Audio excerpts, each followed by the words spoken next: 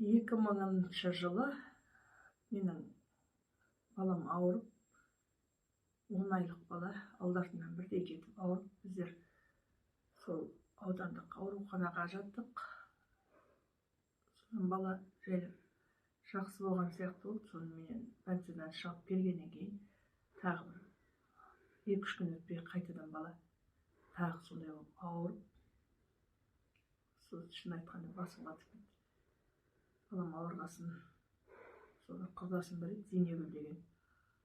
Сол айтты, сен осы Бейнеуде Айтқұл деген аға бар, соған барып көшеш, ол деген күшті білекті дәрігер, қазақ емінде емдейтіні бар, балаң содан жақсы болар деп. Сосын біз қалай оның больницаға бардық, больницада жұмыстан қолы тимеді.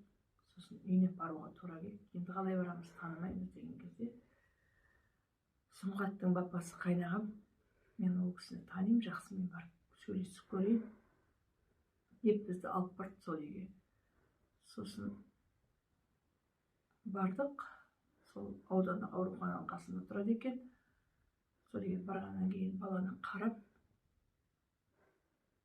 қарап отырып, сосын енді қанша ай болды деп сұрады ғой, 10 айлық бала деп айттық. Баланы өлтіруге айналыпсыңдар ғой деп сөйледі.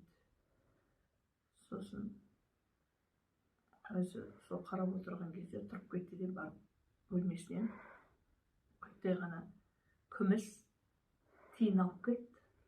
Енді үлкен, бұрынғы жаңағы 1 рубльдің көлеміндей тиынды алып келіп, баланы шешіндіріп,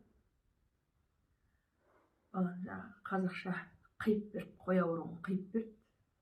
Сосын баланы таңдайын басып, қолменен осы балаға енді мынау тауықтың қарнын, ішкі бетіндегі қарнын сылып алып беріңіздер, алып, сосын оны ұнтақтап, кептіріп ұнтақтасыңдар, қоңыр жылтыр ұнтақ болады, соны дәрі ұқсатып, күнде 3 мезгіл таусылғанша, сосын шикі жұмыртқаның қабығын кептіріп, оны да ақ ұнтақ қылып, оны да 3 мезгіл дәрі ұқсатып бер деп, таусылғанша деді.